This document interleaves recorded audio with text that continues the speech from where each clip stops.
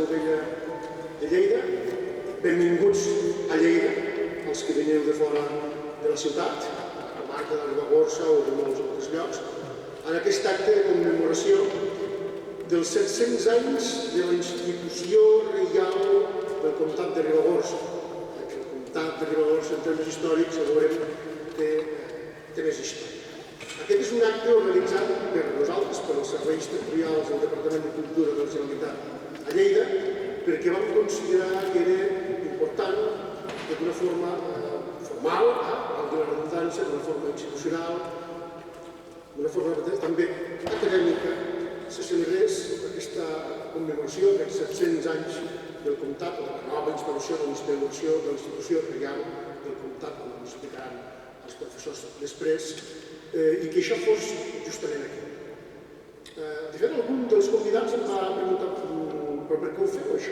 Per què no feu una celebració d'aquest tipus a Ribagorça mateix? Ja es faran moltes celebracions a la Ribagorça, però aquest s'ha de fer no solament a Lleida, sinó a la Seu Vella de Lleida, perquè és exactament aquí, en aquest lloc, on som ara, on fa 700 anys el rei Jaume II va signar el document d'institució d'aquest comtat. Aquesta és la introduccció. Ara començo, però no hagués hagut de començar, com volia dir això d'entrada, fent les salutacions.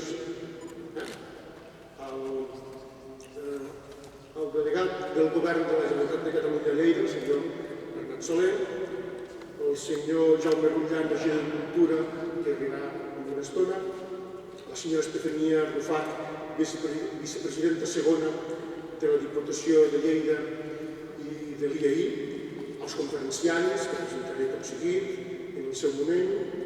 També ens acompanyen el senyor José Crispins, delegat del Govern a Lleida, la senyora Sònia Rovera, alcaldessa de la Vall de Boí i vicepresidenta del Consorci del Romànic de la Vall de Boí, la senyora Yolanda Castelló, primera tinent d'alcalde de l'Ajuntament de Benavarre, la senyora Aurora Benavarre, consellera comarcal de la comarca de la Ribagorça, Aragó, el senyor Carles Barrull, secretari general del Centre d'Estudis Ribagorsans, el senyor Joan Ramon Castro, regidor de l'Ajuntament de Lleida, el senyor Enric Marquès, president del Centre d'Estudis Ribagorsans, el senyor Josep Santes Masses, president de la coordinadora de Centres d'Estudis de Parla Catalana i vicepresident primer de l'IRCO, l'Institut Ramon Muntaner, el senyor Ramon Sistac, delegat a Lleida de l'Institut d'Estudis Catalans, i altres autoritats, regidors, regidores, membres de les entitats convocants. Vull afegir-hi un agraïment a l'Associació d'Amics de la Seu Vella, també aquí amb el seu president i molts altres membres, perquè ens han ajudat a organitzar aquest acte, incloent-lo en la Setmana de la Seu Vella, aquesta magnífica setmana en què hi ha celebracions tota la setmana, i també, evidentment, al Consorci de Cultura de la Seu Vella, que porta la gestió d'aquesta casa, com sabeu és un consorci coparticipat per l'Ajuntament de Lleida i el Departament de Cultura de la Generalitat de Catalunya. Per tant, d'alguna manera, som a casa, ens han posat totes les facilitats i estem molt contents de ser. L'estructura de l'acte serà molt senzilla.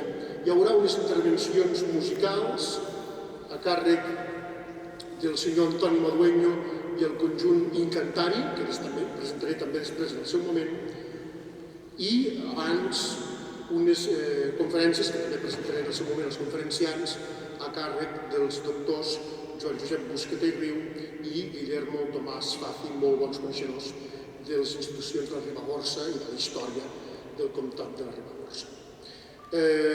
Sense més preàmbuls, hi haurà ara una primera peça musical.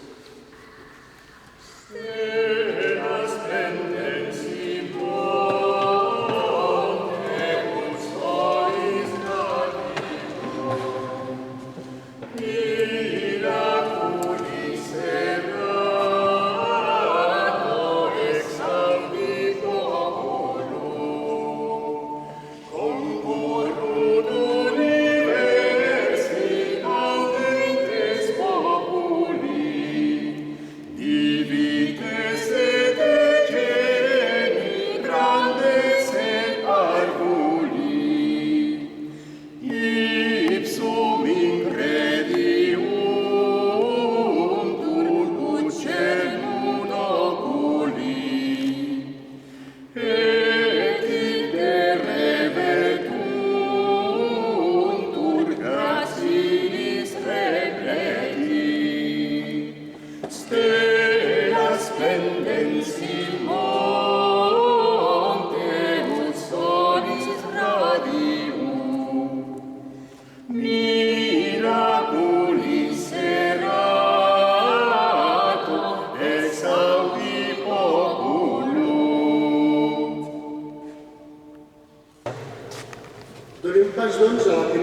conferències. Convido el doctor Busqueta que pugi a la taula, més aquí ha sigut i farà més còmodament.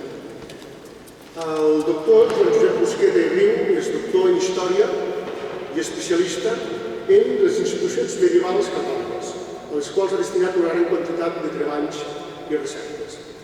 Hem de destacar en aquest camp la seva intenta al capdavant del 7è centenari, any 2000, de l'Estudi General de Lleida, és a dir, de la Universitat de Lleida, històrica, on va sumar als treballs científics el compromís cívic amb la cultura de Lleida.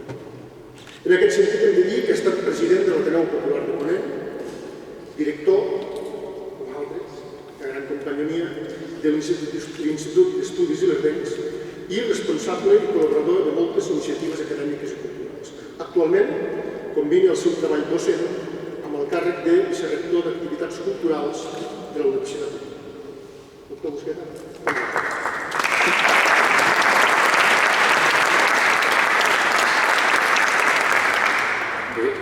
Bona tarda a tothom, autoritats diverses. Senyores i senyors, amics i amigues, company Guillem Tomàs, company del dia d'avui també. Bé, aquesta xerrada que procuraré ser estricte amb el temps, entre 20 i 25 minuts. Aquesta primera xerrada té un sentit més general i no entra tan directament en el tema de la Ribagorça, exactament, com després farà el doctor Tomàs. I la meva premissa és la següent, és a dir, sempre ens hem preguntat com és que Lleida, la Seu Vella, el Turó, aquesta acròpoli ciutadana, ha tingut tant protagonisme i tantes coses, i sobretot tant protagonisme durant aquest període important de la història en general de la Corona d'Aragó, que és des de mitjan segle XII, segle XIII i primer terç, sobretot del segle XIV. Aquesta és la gran qüestió que ens formulem en moltes ocasions. I ho veiem perquè molts actes importants s'han esdevingut, s'han situat justament en aquest àmbit, ja sigui en aquesta seu com la signatura d'aquest document. Després se'ns en parlarà sobre el comtat o permetre de la Ribagorça i tants altres, alguns vinculats directament justament al tema pirinenc, altres no tant. Sempre ens ho hem preguntat, és a dir, com és, per exemple, que quan es produeix l'aclarament de les taifes a l'Àndalus, doncs el califa Ixen III, darrer califa de l'Àndalus, doncs sembla ser, perquè això ens disputem amb aquesta qüestió, sembla ser que és acollit a les terres de Lleida, probablement aquí al castell de la Sura, que tenia una ciutat, diguem-ne, fonamental de l'antiga taifa de Lleida, com és que es produeix això. Després, l'altra qüestió clau. És evident que el primer rei de la Corona d'Aragó és Alfons de Cast, però els precedents, justament, especialment el matrimoni entre el comte Ramon Maria IV i dona Petronila d'Aragó, es produeix també aquí, encara que els esposalles són anteriors, en 1937, però en 1950, un cop s'ha produït la conquesta de Lleida en 1949, també es produeix aquí. Lleida es destaca d'alguna manera, és un lloc, diguem-ne, que està situat, com històricament s'ha demostrat, en una situació molt estratègica entre territoris, aquesta és la qüestió clau també. Com és també que després de ser un element clau en la formació de la Corona d'Aragó, tot i que insisteixo, els esposalls de 1957 i el primer rei és Alfons de Cast, però els matrimonis que produeix aquí. Ja ho sabem, que en 1214, per exemple, es produeix aquella famosa assemblea en què participen estaments catalans i aragonesos, representants de les plenes de l'Església i també a viles i ciutats. Aquí, 1214, quan el nen Jaume és molt petit, i abans d'anar a Montsó serà acollit i on estudiarà amb els templaris, allà es formarà, doncs aquí li és jurar la fidelitat. No coronat, perquè l'Eix no es corona aquí, es corona a Saragossa. I Jaume I no es corona, tantes coses, sinó que li jura fidelitat. Però li jura fidelitat com a rei. I això es fa 1214 aquí, on podríem parlar, però s'ha d'estudiar una mica millor, on podríem parlar fins i tot unes primeres corts de la corona. Fins i tot podríem parlar d'això, això és molt important, perquè això alguns opinen així, tant historiadors aragonesos com catalans en aquest sentit. Això és 1214. Clar, des d'aquest moment, que és el que m'interessa destacar també, la connexió entre la ciutat de Lleida i la monarquia de la Corona d'Aragó és molt estreta, molt estreta. Especialment hi ha un lligam molt fort entre els reis de la Corona d'Aragó i la ciutat de Lleida en aquest trànsit, diríem, que es produeix des de mitjans del segle XII, des d'Alfons el Cas, diríem, sobretot durant Jaume I, que com sabeu molts de vosaltres vam celebrar fa uns anys una commemoració, és el rei que té Lleida, Jaume I, el rei que té Lleida, així és considerat per alguns trobadors, perquè hi ha una vinculació molt estreta. I aquesta vinculació amb la monarquia va acompanyada al mateix temps d'un creixement molt gran institucional i econòmic, d'un creixement econòmic molt potent de la pròpia ciutat, acompanyat evidentment aquest creixement econòmic d'una maduració institucional molt potent. Aquest creixement econòmic a què és degut? Doncs aquest creixement econòmic és degut sobretot a que les terres de Lleida són terres d'oportunitat, però a més, ja des d'època islàmica, ja des de l'època de Medina la Vida, on ja destacava aquesta ciutat no només per les hortes irrigades, que després encara s'eixamplaran, sinó especialment pel treball de la pell i del tèxtil en general, especialment de la llana. Doncs això, que ja no era en aquest respecte, les adoberies que tenim aquí a la ciutat de Lleida, els orígens, probablement els precedents que tenim en l'època musulmana, en l'època islàmica, doncs això s'incrementa molt més. I s'incrementa gràcies a que venen justament gent del Pirineu, especialment de l'altra banda del Pirineu, de terres occitanes. Venen en època de Ramon Berenguer IV, en aquells moments té força al sud de Provença. Venen en època d'Alfons el Cas, que és un home que practica una política occitanista molt important. Venen en època de Pere el Catòlic, primer i també després, després de la batalla de Moret de 1213, quan s'acaba aquest somni occitano-catalano-aragonès, per dir-ho d'alguna manera, venen aquí. I són gent, la major part d'ells, molt preparats en el tema textil. Són gent molt preparats en aquestes qüestions. Incloent-hi que molts d'ells també han practicat o practiquen l'heretgia càtara, incloent en aquesta qüestió.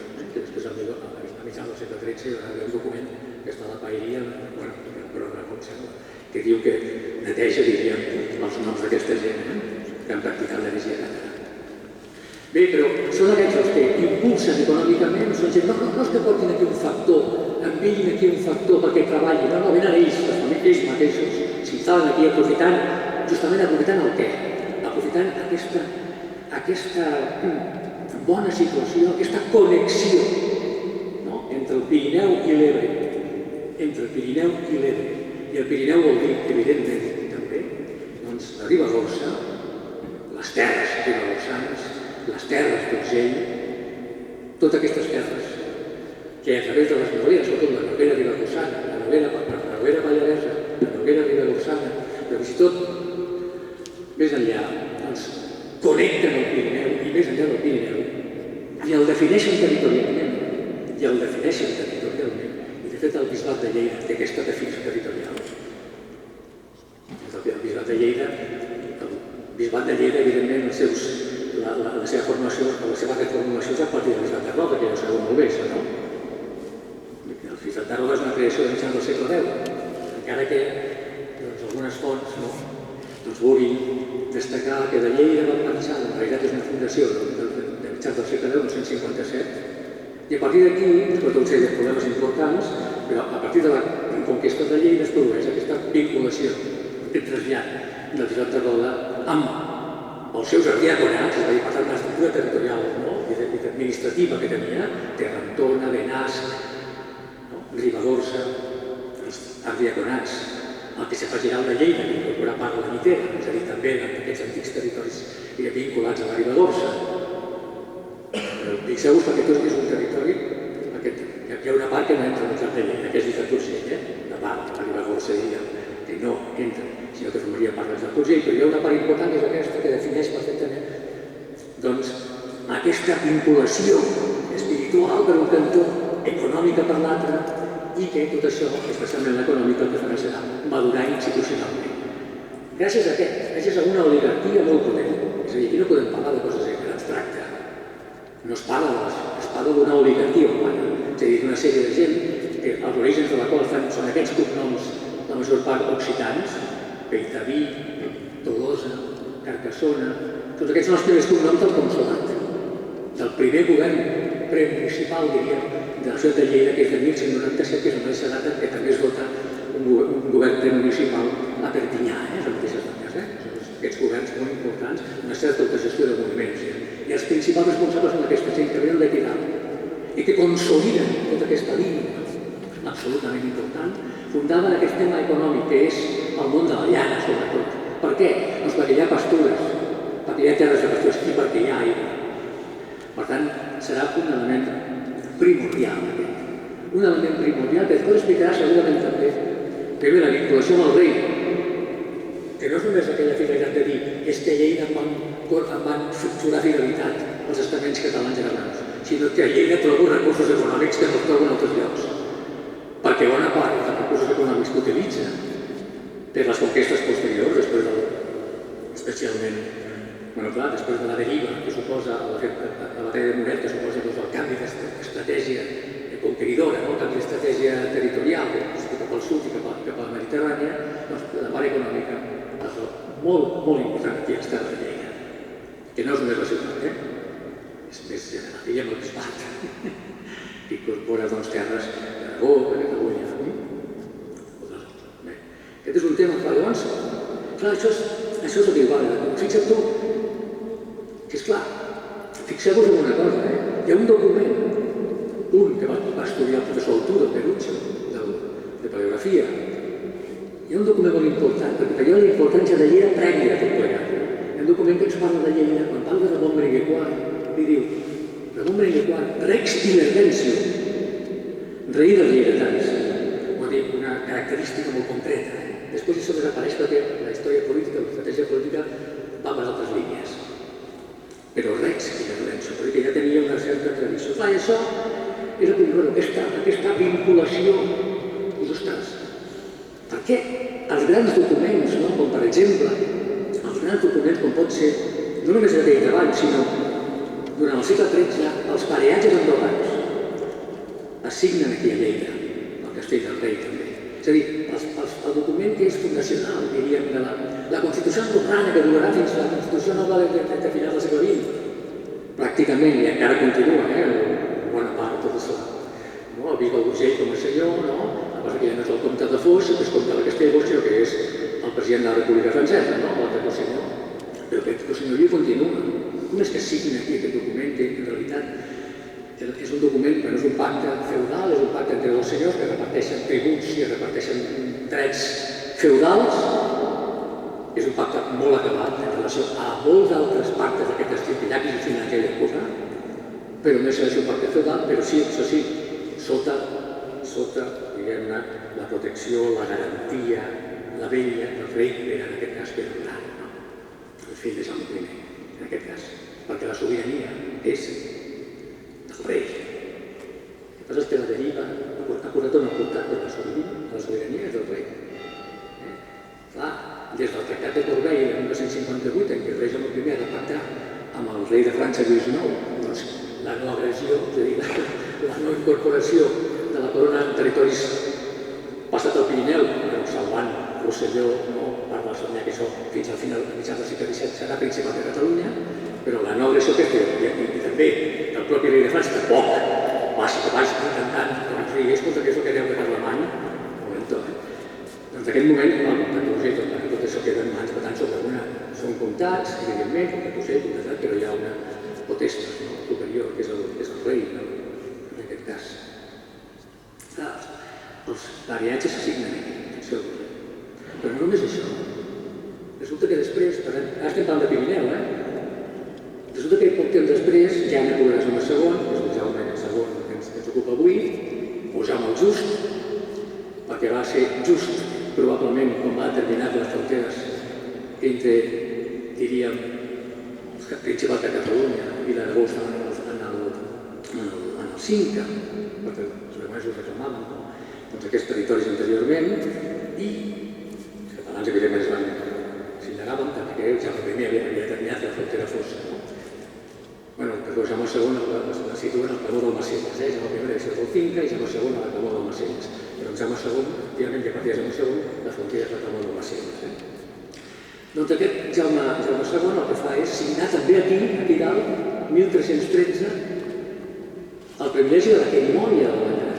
És a dir, el document constitutiu, també constitucional de la Vall d'Aran, que és la querimònia, que és un respecte als usos, costums, tradicions de les comunitats de la Vall d'Aran. I aquest és un tema clau, perquè en moltes ocasions, i en el mar del Pirineu, la potència, això ho ha explicat també en Tomàs i altra gent, la potència de les comunitats de vall, de les comunitats pageres, és molt important, o ramaderes, no? És a dir, aquestes comunitats tenen molt pes, Segurament han tingut, perquè els pareatges, per exemple, va haver la primera elecció el 1978, però hi va haver una segona elecció el 1988, perquè el comte de Foix havia començat a construir una fortalesa a la zona d'Inclà. I el que es pacta és que destrueixi aquesta fortalesa i que hi hagi un pacte entre els senyors si s'han de fer les fortaleses, però és que les comunitats de vall van pressionar-los en aquest sentit. Com probablement han pressionat també en alguns aspectes vinculats també a aquestes terres, a aquest comtat de la Ribagorça. Doncs la llei de querimònia s'assigna aquí també,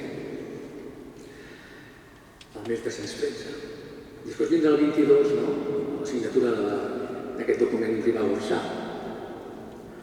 Però hi ha un altre element també que vincula la ciutat de Lleida amb per què, això és una opinió meva, jo aquí dono opinions personals que s'han de treballar millor probablement i s'han de consolidar.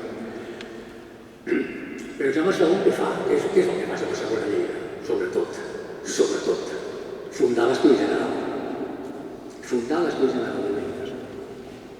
Fundar l'Estudi General de Lleida perquè la tradició d'estudis, la tradició de la ciutat de Lleida és molt potent, no només perquè està ben situat estratègicament, en el camí de Sant Jaume, per exemple, entre uns i altres, en el mar de la Corona. Perquè ha crescut una oligarquia molt potent econòmicament i que necessita un element on reproduir-se, on reproduir-se i conèixer millor els aspectes jurídics, sobretot aspectes jurídics, mèdics, biològics, però sobretot els jurídics. Per què? Per ocupar càrrecs a la corona, per ocupar càrrecs en els ajuntaments, etc. Necessita un lloc on reproduir-se. Això és l'estudi general. Un lloc on l'oligarquia urbana, al final del procés de creixement, doncs, aconsegueix això. També necessita el rei, perquè en aquella època està creixent la corona, però necessita també una universitat pròpia, com ho ha fet per allí a Nàpols, com ho ha fet en altres llocs. I per què dic això? Doncs perquè l'estudi general el que fa és, realment, a finals de 1300, el que fa és reforçar un aspecte que també va ser molt important des del punt de vista que també ens ajuda a explicar el perquè de la fundació de l'estudi general. I és que des de l'època de la conquesta la tradició jurídica era molt important. Per què? Doncs perquè a l'època de la conquesta van venir aquí, juntament amb Ramon Berenguer, juntament amb el comte d'Urgell, juntament amb els templaris i els militars, van venir també els rufins d'Avinyó, és a dir, Sant Ruf d'Avinyó, i es van instal·lar a la carretera d'Albesa, on encara hi ha restes, diguem-ne, d'aquell monestir de Sant Ruf d'Avinyó. Els rufins eren experts en dret romà, tenien una escola fantàstica de dret romà justament a Avinyó. Eren els grans experts en dret romà. I aquest dret romà és el que està a la base justament tant del privilegi de consulat que tenim a Lleida com el que tenim a Perpinyà, i sobretot també està a la base que a Lleida, per exemple, a 1229-28, tinguéssim la primera compilació de dret local que existeix a Catalunya, que són els costums de Lleida. La primera compilació de dret local que hi ha a Catalunya són els consuetudines i verbences, ja ho sabeu, els costums de Lleida. Però això, això és el que permet que aquesta tradició jurídica s'incrementi en l'estudi general molt més, vinguin grans juristes i apareguin juristes com, sobretot, la família Despens i el famós Pere Despens, que és realment el protagonista, avui no és el protagonista, però sí una peça clau, absolutament clau, en la redacció del privilegi de la Querimònia. Pere Despens, professor de l'Estudi General, que el té ja molt bo com sí, en diversos documents, que diu, bueno, escolta, aquest home, i l'Estudi General protesta, no, és que ens treu, no, que vingui. I no només ell, Pere Despens, que és un savi de dret, que és el que realment està en totes les discussions amb els representants del Papa, amb els representants del Regne de Mallorca, amb els representants del rei de França. És un home format a l'Estudi General. I per tant, clar, s'explica també que aquests grans documents, d'alguna manera o altra, també es puguin signar aquí. Perquè hi ha tota una tradició jurídica molt important que s'ha vist incrementant a partir justament del Estudi General, però que ja venia d'abans. Insisteixo en la gran importància que tenen la instal·lació de Sant Ruf d'Avinyó aquí. Per tant, quan es reivindica Sant Ruf, no reivindica només un edifici, no només un edifici, es reivindica tot el que estic dient, que va més enllà del propi edifici i de les restes que podem veure avui dia. La vinculació amb la ciutat de Lleida continua. Jaume I és molt important, amb Jaume II és buscar també molt en Pere el Cerimoniós. El Cerimoniós, ja sabeu que el seu pare, Alfons el Bení, és enterrat. Bueno, les restes estan allà. Enterrades aquí, les restes d'Alfons el Bení, el conqueridor de Sardenya, està aquí, el conqueridor de Sardenya. Les restes que hi ha allà, però està allà.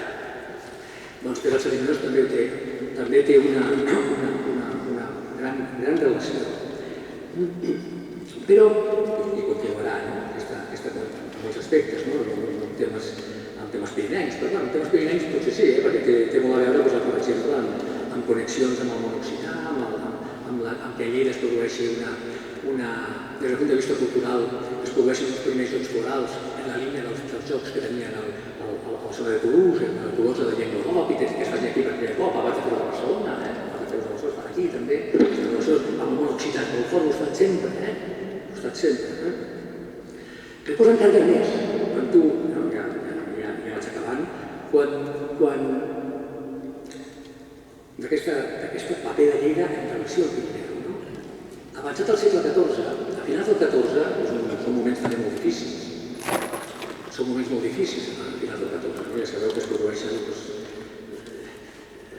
els assalts a les jugueries, bancarrotes, hi ha moments que són després de les pestes, hi ha moments molt difícils també, a finals del XIV. Hi ha un intent també un dels molts intents que es produeixen des del comtat de Foix d'intentar, doncs, traslladar-se cap a les Terres de la Corona i envair les Terres de la Corona, Aragó. Però llavors aquí hi ha un tema molt interessant i és el paper de Lleida, per exemple, en relació, en aquest cas, fent de tap contra els comtats pirinencs. Aquí és una altra qüestió. Per exemple, el 1396, que és l'època també d'aquest problema als comtats de Foix, 1396, Lleida compra la carta de Gràcia, vol dir que el venedor ho pot recuperar, compra el marquesat de Camarasa. El marquesat de Camarasa són unes terres molt importants que estan fent de tap contra les zones pirinenques. Compra el marquesat. Fixeu-vos que la compra aquesta de 1396 ho fa justament, es fa en moments difícils, tot van, és el primer que mora, és des d'aquests moments, comença Martí l'Humà, però Martí l'Humà morirà sense descendència perquè té tot el problema que es coneix el compromís de Casp. Clar, la ciutat de Lleida, com moltes ciutats catalanes dominades per una oligarquia urbana amb uns interessos comercials molt importants, sobretot vinculats al tèxtil, i per tant, només interessats en tenir com a aliat el rei de Castella, que no el comte d'Urgell, doncs afavoriran, sigui com sigui, aquesta final elecció del rei de Castella, davant de Trastàmara, que és cap de l'ordre de Sant Jacques, és un gran personatge en els militars, que és regent de Castella, domina les mestres, diríem, i per tant, les llanes del món castellà, i això és una cosa que interessa molt a les ciutats, especialment Lleida, que té molt dels temes claus des del punt de vista econòmic. Doncs bé, compren la carta de Gràcia, compren el marquesat de Camarasa, davant de justament l'acció possible, que podrien determinar des del Montseny o la Ribagorça o el Pallars o el Foix. És interessant perquè després ho tornarem, però tot s'ha passat el compromís de Casp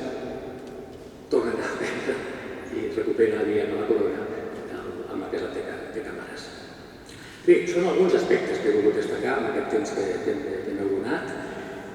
Clar, tot això sí que era molt...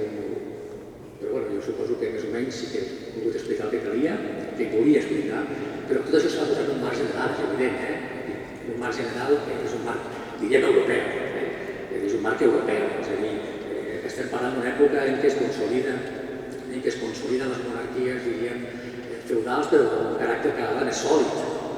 La monarquia francesa, sobretot, la corona d'Aragó, per tant, lluitant perquè la seva hegemonia sobretot de l'Església. És un moment en què també es consolida, finalment, al segle XIII, bàsicament, el que diríem la teocràcia pontifícia, amb uns papes molt potents, també, que per això tenen tanta importància. No sé, els pareatges andorrans que s'hagin mantingut, els pareatges que es mantingueren durant tants anys, els pareatges, doncs jo aquí sempre he dit, i ho he dit a la gent que ho estudia, que no oblidin estudiar el paper de Roma. Que no oblidin estudiar el paper de Roma en tot plegat, perquè s'ha mantingut durant tant de temps, a part d'altres consideracions, però el paper de Roma. És a dir, un cop expert, diríem, un cop Roma perd els estats pontificis, per exemple, i només té, a partir de l'època de Mussolini, només li queda la plaça del Vaticà, que és una donació del Duce, doncs mira, Andorra manté un territori interessant. Bé, disculpeu-me una mica d'aquesta llibertat que m'he pres, però ja està el temps, moltes gràcies i espero que hagi aconseguit una mica el que he explicat. Gràcies.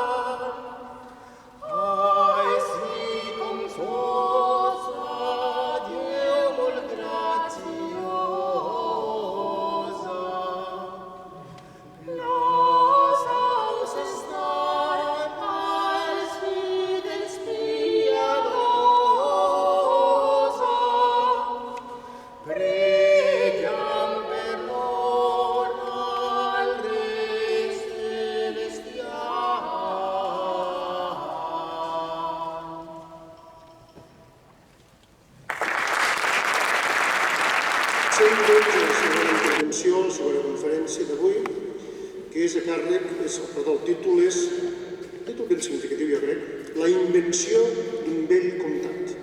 Invenció, però vell comtat. A càrrec del doctor Guillermo Tomàs Fati, que convido a posar a la taula.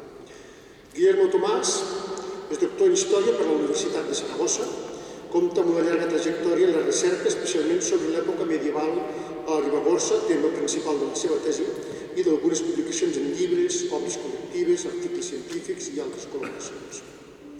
Les institucions i l'organització territorial entre els segles X i XIV han estat objecte preferent d'estudi. A més, en la història d'aquestes contrades pirinenques, els seus treballs també s'han ocupat de la parla ribagorsana i de la historiografia aragonesa. Tot aquest bagatge l'ha portat a exercir el seu mestratge en múltiples conferències i estudis, però també a desenvolupar la seva feina com a facultatiu a l'Arxiu de la Corona d'Aragó, a Barcelona. Tot plegat el fa una veu idònia per a la commemoració d'aquest fet històric que ell coneix molt bé i que complementarà des d'una mirada aragonesa la visió que ens aporta el doctor Busqueta de la Universitat de Lleida. Després de la magnífica contextualització que ha fet el professor Busqueta, jo aniré concretament a les qüestions ribagorsanes. El 20 de maig de 1322, ara fa 700 anys, Els seients de la Seu Vella, on vostès estan asseguts avui, estaven ocupats pels principals nobles i eclesiàstics de la Corona d'Aragó i pels síndics d'una trentena de pobles i viles. I al davant de tot aquest públic, el rei d'Aragó, assegut, imagino, no estic ara mateix assegut, va cedir al seu fill petit, l'infant en Pere, tota la terra de Ribagorça i li va concedir que d'aleshores en endavant prengués el títol de comte d'aquell territori pirinenc. I una mica després, tots els protagonistes de l'acte es van traslladar al Castell del Rei, a mesura de la mateixa ciutat, i un cop allà, un per un, els representants ribagorsans van haver de prestar jurament de fidelitat al seu nou senyor. Aquestes cerimònies solemnes van suposar dues coses al mateix temps. D'una banda, aquest va ser el començament de la carrera política de qui serà un dels protagonistes de la història de la Corona d'Aragó durant tot el segle XIV. Un personatge que, tot i que mai va ser rei, es va convertir en el gran suport de la monarquia en els seus moments més foscos. Aquell dia, l'infant, que llavors era un jove de 17 anys, va assumir el govern de la primera de les seues senyories. Després n'hi haurà moltes més, el comtat d'Empúries i les muntanyes de Prades, el ducat de Gandia. Però Ribagorça sempre va ser la principal, una font inesgotable de recursos econòmics i humans que li van permetre desenvolupar els seus projectes polítics. Aquell dia, a més, va rebre l'únic títol que lluirà durant tota la seva trajectòria, el de comte de Ribagorça, que sempre van deposar els que van vindre després, com ara el de comte d'Empúries o el de comte de les muntanyes de Prades, tot i que venia sempre posposat a la seva condició favorita, la de fill de l'il·lustre rei Jaume. D'altra banda, aquell dia va marcar la trajectòria històrica de Ribagorça. Ribagorça va patir un canvi sobtat i profund que va marcar la vida dels seus habitants durant més de 2 segles i mig. En aquesta conferència posaré el focus en aquesta qüestió, és a dir, a les gents del país. He de dir que aquest esdeveniment de 1322, malgrat la seva rellevància per la història política de la Corona d'Aragó, quasi no ha merescut l'atenció dels historiadors que m'han precedit. Així doncs, bona part del que contaré els pròxims minuts es fonamentarà en una investigació inèdita que he pogut dur a terme gràcies a una beca de recerca finançada per Josep Maria Saladier, un mecenes de l'Hospitalet de l'Infant i coordinada per la Universitat de Barcelona, a qui aprofito per expressar aquí la meva gratitud. Un agraïment que faig extensiu al Departament de Cultura de la Generalitat de Catalunya i als Centres d'Estudis Ribagorsans, organitzadors i col·laboradors d'aquest acte. I feta aquesta introducció, i antes de cometer alguna tropelía imperdonable contra la gramática catalana que me esfuerzo en aprender, todavía con dificultad, proseguiré la intervención en castellano. Vamos primero a la cuestión de los motivos. ¿Por qué sucedió la donación de 1322? Los motivos que llevaron a Jaime II a tomar esa decisión están muy lejos de ser sencillos o de estar claros. La cesión de un territorio inmenso a su hijo se debió, de acuerdo con la mayoría de los investigadores, a la voluntad de la monarquía de crear una nueva nobleza, una nueva aristocracia de sangre real más rica y más dócil que cualquiera de los linajes de viejo cuño que controlaban la aristocracia hasta ese momento. Y eso se probó especialmente útil en el reino de Aragón, que había protagonizado 2 rebeliones nobiliarias en aquel tiempo, las 2 uniones, pero también se experimentó en Cataluña, en donde se creó de la misma manera el condado de las montañas de Prades para poner a otro hijo de Jaime II, y donde también los condados de Empúries y de Urgell también se entregaron a otros hijos de Jaime II. Es decir, al final todos los altos cargos de la nobleza de la Corona de Aragón quedaron copados por los hijos del justo. Lo que no sabemos, lo que es más difícil de entender, es por qué entre todos los territorios que se podrían haber sacrificado para alcanzar ese propósito político, ¿por qué se escogió Ribagorza? Con el objetivo de justificar esa elección, el propio documento de la donación, que se redactó aquí en la sede de Lleida, con el objetivo de justificar este hecho, porque se había escogido Ribagorza, utiliza digamos, alega un precedente histórico tremendamente vago. El documento utiliza las siguientes palabras que traduzco literalmente del latín. Dice: hemos averiguado, habla el rey, hemos averiguado en documentos antiguos que la tierra de Ribagorza fue un condado y que por los reyes de Aragón que nos precedieron de memorable recuerdo, esta tierra fue llamado condado en las escrituras públicas. Es decir, lo que viene a decir es que como alguna vez en el pasado Ribagorza había sido un condado, pues había que reinstaurarlo. Parecería lógico asumir que con estas palabras Jaime II está aludiendo al condado de la época altomedieval, del periodo de la marca hispánica, pero lo cierto es que su recuerdo estaba prácticamente extinguido en aquel momento. Las crónicas de esta época que pudo leer Jaime II ni siquiera se recordaban que tal cosa había existido jamás, y su memoria prácticamente cogía polvo en los cartularios de Ibarra o de Alagón, que era el único sitio donde recordaban su existencia. Por lo tanto, este vínculo entre el condado anterior a 1025 y el que se instituyó aquí en 1322 resulta bastante dudoso. De hecho, es más probable que con las palabras que utilizó el rey, que acabo de reproducir, se estuviese refiriendo a un periodo del siglo XII en que el conde del Pallars Jussá tenía tal dominio, tal señorío en la orilla occidental del río Noguera Ribagorzana que llegó a titularse a sí mismo conde de Pallars y de Ribagorza. Esos documentos sí que estaban a disposición del rey y los pudo haber visto el rey, con lo cual es más probable que con el legato de ese vago precedente se estuviese refiriendo a esto. En todo caso, la idea que quiero retener, la que me parece más importante, es que el condado que se creó en 1322 era algo completamente nuevo y guardaba poca o ninguna relación con ninguna entidad que lo hubiese precedido. Los motivos reales para escoger Ribagorza no se especifican en ningún momento. Si bien podemos sugerir algunos, como que era un territorio extenso, poblado, con grandes recursos económicos, que al final el objetivo es enriquecer al infante, pero al mismo tiempo es un territorio periférico y con poco valor estratégico. Es decir, no tiene, por ejemplo, ninguna ciudad importante, ya no es la sede de ningún obispado, entonces permite enriquecer a un infante, pero sin poner en peligro ninguno de los centros de poder relevantes de la corona de Aragón. Bien, para poder transferir Ribagorza de las manos del rey Jaime II a las manos de su hijo, lo que era imprescindible era definir qué era exactamente ese territorio. Hasta entonces, Ribagorza existía, evidentemente, pero era una circunscripción administrativa con límites bastante vagos y fluctuantes. Era el territorio donde actuaba una serie de oficiales reales que tan pronto estaban interviniendo en la zona de la Litera o del Bajo Cinca o de buena parte del Sobrarbe, como dejaba a los oficiales del sur del Pallars que actuasen en el territorio actualmente ribagorzano. Es decir, los límites de Ribagorza no estaban en absoluto claros. Por lo tanto, para poder donarlo, lo imprescindible era crear un límite lineal perfectamente definido. Y un límite que a veces fue bastante arbitrario. Por ejemplo, fue arbitrario convertir un río en frontera política, tal como sucedió con el Noguera Ribagorzano.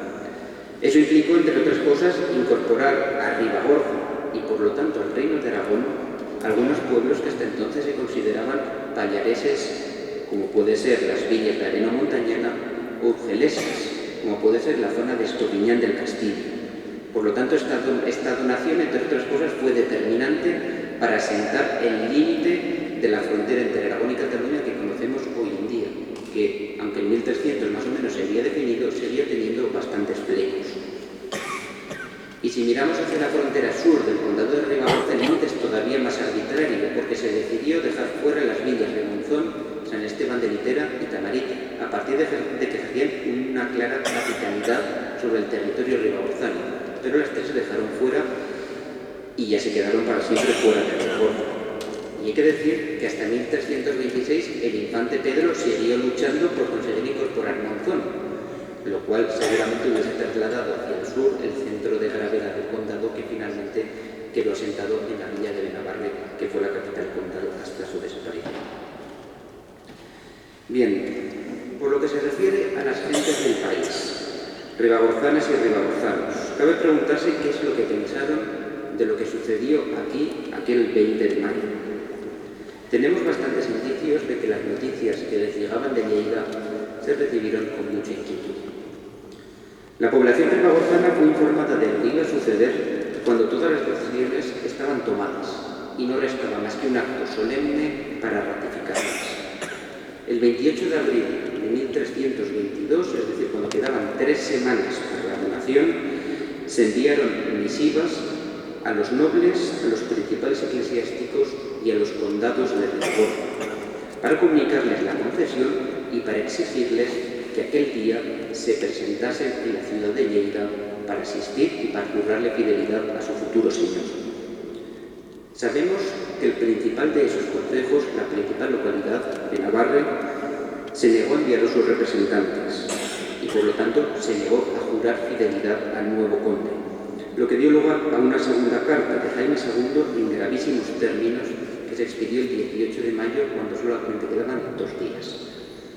En esa carta, en primer lugar, le reprochaba a los representantes de Navarre, reproduzco literalmente, que habéis evitado cumplir nuestro mandato desobedientemente, con algunas excusas que en absoluto se excusan. Y a continuación les amenazaba con que de proseguir con su actitud rebelde se actuaría de manera terrible para ellos, es decir, se procedería contra ellos como se hace con los rebeldes que han quebrado la fidelidad al rey, lo cual implicaba la pérdida no solamente de cualquier derecho, privilegio o franquicia que hubiesen adquirido en el pasado, sino también la pérdida de todos sus bienes y también de sus propias vidas, es decir, el peor de los castigos posibles.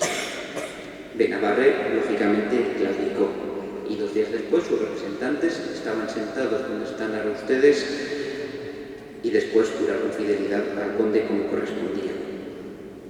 Esta evidente falta de entusiasmo de la población ribagorzana por la creación del condado y por su donación al infante se puede explicar de 2 maneras, de una sencilla y de otra un poco más complicada. La sencilla es que a nadie le gusta ser cedido o ser regalado como quien entrega unas cabezas de ganado, ni ser la moneda de cambio de unas estrategias dinásticas de alta política inconfesables que a ellos ni les iban ni les venían. La explicación compleja deriva de la existencia de equilibrios políticos fraguados a lo largo de décadas de negociaciones entre la monarquía y los ribagorzanos, unos equilibrios que saltaron por los aires aquel 20 de mayo de 1322, porque de manera general el nuevo conde, el infante Pedro, no se sintió comprometido, no se sintió obligado a respetar los compromisos que había adquirido su padre en diversas cuestiones de la autonomía política de los propios ribagorzanos. Todo su empeño lo puso en incrementar de la manera más rápida y grande posible los rendimientos económicos de aquel territorio, y ya les adelantó que sus éxitos fueron muy limitados, en buena medida gracias a la resistencia que encontró por parte de la población local. Bien, les gustase o no a los ribagorzanos, el hecho es que el infante Pedro fue conde de Ribagorza, gobernó el condado desde mayo de 1322 hasta noviembre de 1358, es decir, durante un periodo muy extenso. En 1358 finalmente él lo cedió a su hijo Alfonso, el duque de Gandía, al mismo tiempo que él tomaba el hábito de franciscano y se metía en un monasterio donde pasó una vida llena de visiones apocalípticas y otras cosas más o menos esperpénticas. Sintetizar aquí los 36 años de actividad gobernativa del infante Pedro es imposible, así que ofreceré únicamente 3 notas sobre la acción política del infante Pedro después de tomar posesión del condado. Lo primero que hizo Pedro cuando terminaron las ceremonias de investidura aquí en la seu de Lleida fue tratar de informarse qué era esa Ribagorza que le habían dado. Conseguir toda la información que fuese posible del territorio para poder gobernarla y sobre todo para comprender cuáles eran los recursos económicos que podía extraer ese territorio, que era de lo que finalmente consistía el negocio. Hay que decir que ese territorio lo desconocía completamente, y no solo a eso, es que en su círculo de colaboradores y cortesanos más próximos no había ningún ribagorzano que le pudiese ayudar en estas cuestiones. Así que lo que hizo fue nombrar a sus 3 principales colaboradores y tal como terminó la ceremonia en Lérida, les dijo: vosotros a Ribagorza a investigar. Se fueron primero a Benabarre y después a Graus. Y allí convocan a todos los pueblos, a los representantes de todos los pueblos, les entregan un cuestionario con todo tipo de preguntas sobre la organización interna, sobre los impuestos, sobre los cargos municipales, y con todas esas respuestas que tenían que poner por escrito, después debían jurar que era verdad, y con eso se confeccionó un libro que fue un poco la llave del gobierno del condado durante el siguiente siglo. Y quiere decir que este libro se ha perdido, pero si conservamos una copia del siglo XVI en el archivo de la Catedral de Lleida, que pese a la torpeza infinita del escribano que lo copió en el siglo XVI, sigue siendo una fuente histórica excepcional. Bien, a Pedro le interesaban sobre todo los recursos económicos de Ribagorza. Visitar Ribagorza y a sus gentes eso le interesaba bastante menos. Él normalmente vivió en Castellón de Empúries mientras fue con Empúries o en Falset, cuando después lo permutó el condado de Empúries por el condado de las montañas de Pradas. Y si no estaba en esas dos poblaciones, estaba en alguna de las capitales de la Corona de Aragón como buen cortesano que era. Aparentemente, en la ceremonia de Lleida de 1322, él prometió a todos los ribagorzanos que estaban presentes que muy pronto iba a visitar Ribagorza. Pero tan pronto como todos se fueron de Lleida, empezaron las excusas. En septiembre de aquel mismo año escribió a las gentes del país una carta donde les explicaba que se encontraba muy mal, que había tenido un poco de fiebre y que allí arriba hacía mucho frío. Así que se iba a sus señoríos de Valencia, donde hacía una temperatura mucho más adecuada. Y sabemos que hasta julio de 1325, más de 3 años después, no pisó por primera vez Ribagorza. Y si juntamos todos los periodos que el conde estuvo en Ribagorza, no llegan a 1 año y medio de los 36 años en los que fue conde de ese territorio. El infante, por tanto, apenas estuvo sobre el terreno y, por lo tanto, tuvo de ejercer el gobierno a través de intermediarios, representantes que actuaban en su nombre, que fueron nombrados inmediatamente después de la investidura. Las cartas de nombramiento se hicieron en la propia ciudad de Lleida en los días siguientes al 20 de mayo. El principal de esos intermediarios era un jurista de Zaragoza, era Galacián de Tarragona, quien gobernó con mano dura el condado durante más de 2 décadas, en medio de acusaciones constantes de corrupción y también de desconocimiento del territorio. Y por debajo de él se escogió a otra persona, a un jurista de Lleida, a Guillem Calvet, que tenía la finalidad de asesorarle al conde, o mejor dicho, a Galacián de Tarragona, en aquellas cuestiones en donde se tenía que aplicar la legislación catalana y no la aragonesa en algunas poblaciones y con algunos grupos sociales. Voy concluyendo ya. En 1322, el magnífico edificio que hoy nos acoge fue el escenario donde se materializó una decisión política de enorme calado.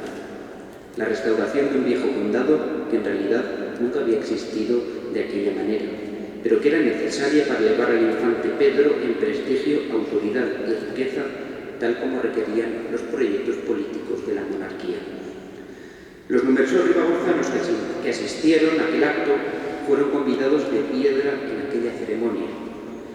Los indicios sugieren que no solo no lo vivieron con júbilo, sino que lo percibieron como un desastre colectivo. En cualquier caso, las enormes dificultades que encontró el conde para extraer los inmensos beneficios económicos que ansiaba demuestran que el papel de esas gentes en toda esta historia iba mucho más allá que la simple aceptación de las decisiones que les habían sido impuestas desde arriba. De hecho, si por algo fue determinante la donación de 1322, o al menos desde mi perspectiva como historiador de las sociedades rurales y sobre todo de la sociedad rural ribagorzana, fue porque alimentó una poderosa identidad política en Ribagorza, una identidad marcada habitualmente por la oposición al conde. Y es que no podemos olvidar que 2 siglos y medio más adelante, esos mismos ribagorzanos, o mejor dicho, sus descendientes, levantarían juntos sus armas con el objetivo de acabar con ese condado y con el objetivo de volver a ser vasallos directos del rey. Con el objetivo, en definitiva, de deshacerse de la pesada carga que había caído sobre sus hombros en Lleida en una primavera que ya quedaba muy lejos en el tiempo. Moltes gràcies per la seva atenció. Doncs en temes d'aquesta naturalesa. Bé, i ara vindrà la part musical principal, de la qual hem tingut abans dos petits tastos, a càrrec d'Antoni Balduenya i el conjunt L'Incantari. Antoni Balduenya és un artista de formació i activitat eclèctica, musicòleg i intèrpret dedicat al repertori medieval. Ha estat l'artífex de diferents produccions musicals en entorns patrimonials del nostre país, en grans monuments i esdeveniments com l'Èrdola, Sant Pere de Roda, Vic, la Vall de Boí, i destaca el seu treball en la recreació artesana dels instruments musicals de la Portalada Romànica de Ripoll, un projecte que ha rebut premis i l'atenció del món especialitzat. L'Incantari, que l'acompanyen, funciona com a grup des del 2010 i el formen dues persones, Lucía Semetier i Arturo Palmares, que abans hem pogut escoltar, nascudes justament en aquest territori, a Tamarit i a Binèfar, i formades a Catalunya i arreu d'Europa en la música medieval i d'arrel tradicional. La seva sòlida trajectòria, sumada avui als propòsits d'Antoni Balduenya, són, com hem anat veient i comprovarem ara mateix, una garantia de qualitat i sensibilitat i un magnífic complement per a aquest acte. Moltes gràcies.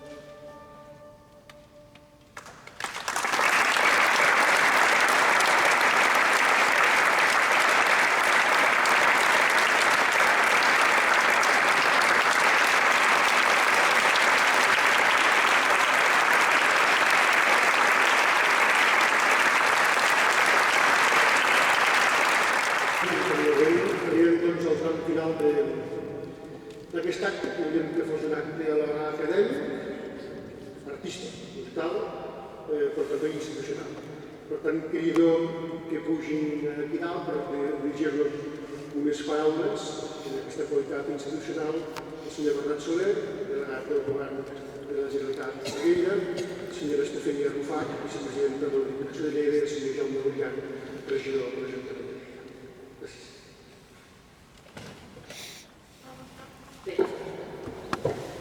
Bona tarda, autoritats, amics, amigues, ribagossans, ribagossanes i, si m'ho permeten, veïns del municipi, que també tenim aquí.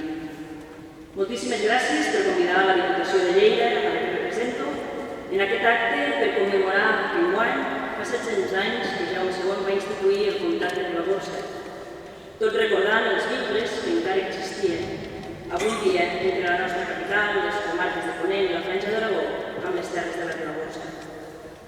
Tot i pertànyer administrativament a Aragó, la història ens diu que aquestes terres, que aquí anomenem la Franja de Ponent, en molts aspectes han estat plenament catalanes, a part dels nexes geogràfics, jurídics, econòmics i durant molts anys eclesiàstics.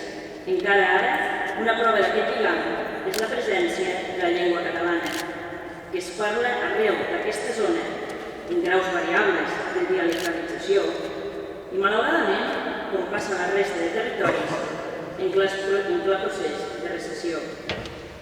Una llengua, encara que molts diuen que ens separa, nosaltres som plenament conscients de que no és veritat. Sovint, per no dir sempre, ens diu el sociòleg Salvador Giner, president de l'Institut d'Estudis Catalans entre 2005 i 2013, les fronteres d'un país són imprecises. Les oficials, les administratives i les polítiques reflecteixen més el poder consolidat per la història i les pugnes entre persones que no pas les realitats pregones de llengües, nacions, costums, drets i economia.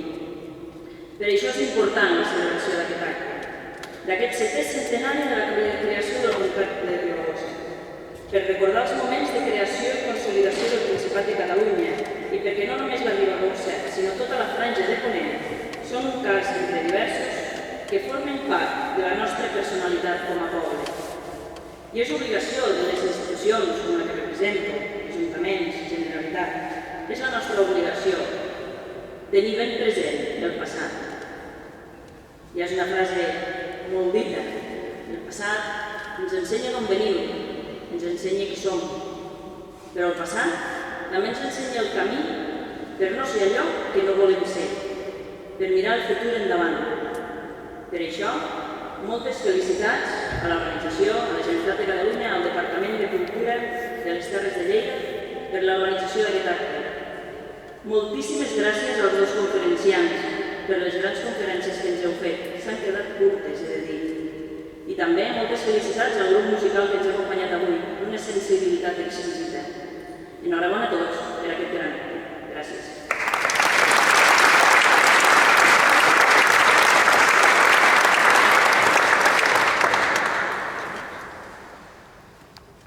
Bon vespre a tots i a totes. És evident que és un plaer compartir aquesta jornada commemorativa del 700 aniversari del Comtat de Ribagorça. I també ha estat un plaer escoltar les sàvies paraules del doctor Busqueta i el doctor Tomàs i escoltar aquest grup musical. Us he de confessar que alguns moments he tancat els ulls i m'he transportat en el temps, en aquest espai.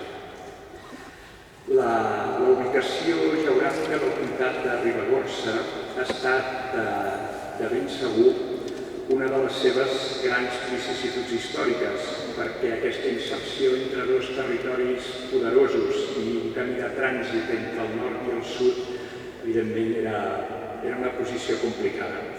I si Jaume I va fixar una frontera entre el Regne d'Aragó i el Comtat de Barcelona al riu Cinca, Jaume II digué que Ribagorça i Llitera fins a la clamor del Macella siguin del Regne d'Aragó.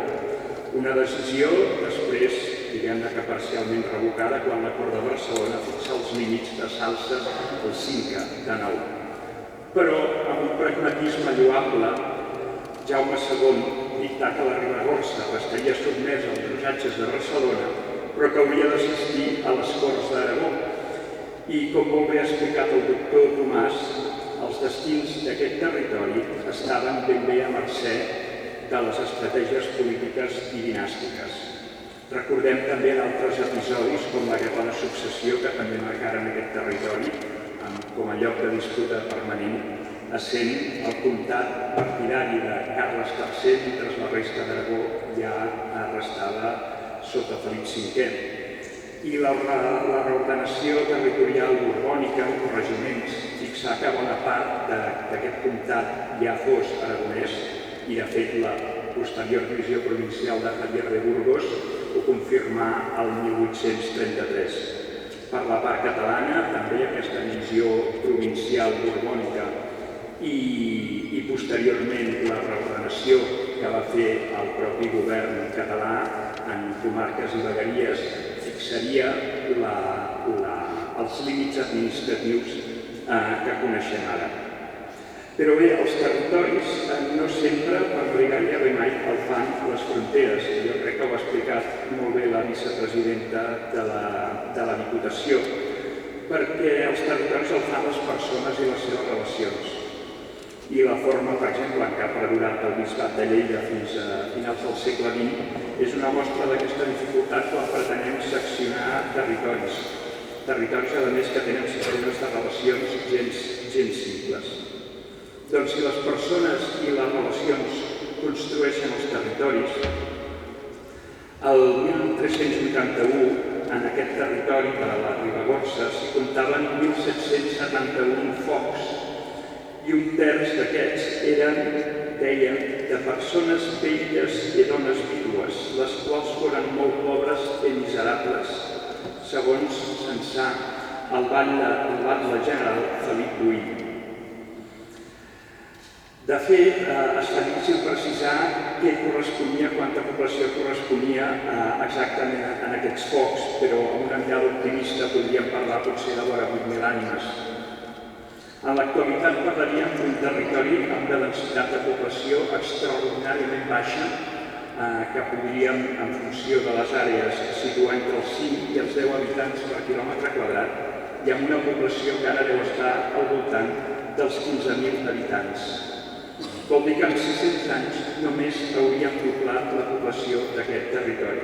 I les explicacions poden ser molt diverses, però és que durant el segle XX hem aixecat murs sobre l'aigua, ofegant pobles i terres, i segur que no ha ajudat en aquesta estabilitat demogràfica. Confiem en un segle XXI on aquests murs de formigó hidràulic i sovint del fang polític donin pas al ressorgiment de l'entesa en un territori que comparteix un passat comú i que s'entén parlant la mateixa llengua. Gràcies. Gràcies.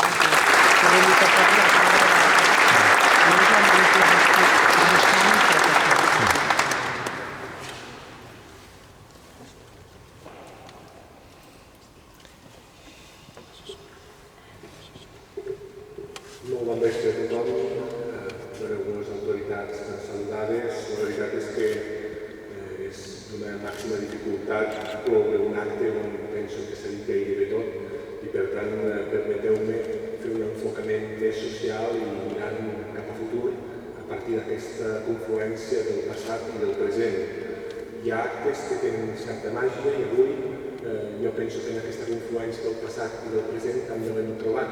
Hi ha hagut un moment en què els instruments del passat han confluït en la mateixa tonalitat en un mòbil que ha sonat, i per tant això no passa sempre. Per tant, alguna cosa hi ha hagut de màgia.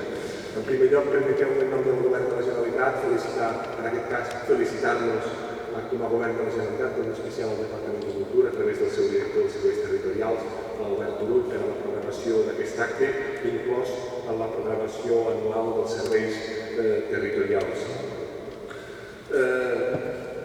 En segon lloc, felicitar les dues persones que ens han glossat, que ens han il·lustrat sobre el que va ser aquesta Ribagorça que anava més enllà de les fronteres, el doctor Busqueta i el doctor Tomàs.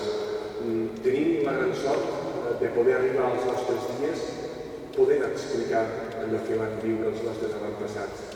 I això és possible gràcies a l'esforç de les diferents generacions, probablement generacions amb moltes més dificultats que les que som avui presents, per preservar el patrimoni, en aquest cas documental, a través de l'arxiu, el patrimoni històric, a través de l'expertesa, el patrimoni musical, a través de les persones que us dediqueu a preservar aquest llegat, i també el patrimoni monumental, com és l'esforç que s'està fent per preservar espais com la Seu Vella. L'enfoc social d'aquesta jornada jo penso que ens interpel·la a posar en valor que la història ens confirma que la Ribagorça és un punt de confluència de lligams territorials que anaven més enllà de les fronteres, lligams econòmics, com bé així s'ha dit, lligams culturals i sobretot lligams personals. Al final, els territoris, les ciutats, els municipis, els pocs, les cases, els acaben formant les persones que hi viuen i que hi passen les seves alegries i les seves penúries. I probablement les penúries i les alegries no es passen en una llengua, sinó que es passen de la mateixa forma independentment de la llengua que es parli. Això és precisament el que ens uneix, aquestes vivències, aquesta història, i no pas les línies administratives que sovint, amb més o amb menys encert, s'han anat dibuixant a la nostra geografia. Per molt que alguna de les versions històriques s'entestin a posar fronteres, és evident que la Ribagorça és una realitat territorial, cultural i social. I per tant, avui, en què es posi en entremig la virtut d'una llengua per generar cohesió territorial en un país, més que mai hem de preservar, hem de reivindicar la llengua com una eina de cohesió, com una eina d'unitat. I no només l'eina, sinó també l'art. Malauradament, l'art en diferents ocasions s'ha utilitzat per dividir. L'art mai divideix. Qui va crear l'art en el seu moment mai de ben segur tenia la voluntat de dividir, sinó que tenia la voluntat de sumar. També avui penso que és bon dia per reivindicar la pau. Al final, la pau és allò que som capaços de fer les persones. I per tant, si som capaços de trobar aquells elements que tenim en comú, estic convençut que avançarem. Des del Govern de la Generalitat, a qui avui em correspon representar, tenim plenament la sensibilitat per a les realitats territorials, socials i culturals del nostre país. Per aquest motiu, l'occità l'aranès és una llengua oficial al nostre país. Per tant, les nostres aspiracions com a país passen per entendre les diferents diversitats, per entendre les diferents sensibilitats. I volem que en aquest país tothom s'hi senti lliure i feliç independentment d'allà on visqui, de la llengua que parli i del que senti. L'acte d'avui també és un reconeixement a totes aquelles persones, a títol individual o a través d'entitats que des de molts anys, des de probablement l'anonimat, treballeu per preservar la nostra història, la nostra llengua, la nostra cultura i allò que els nostres avantpassats ens van llegar. Moltes gràcies i felicitats.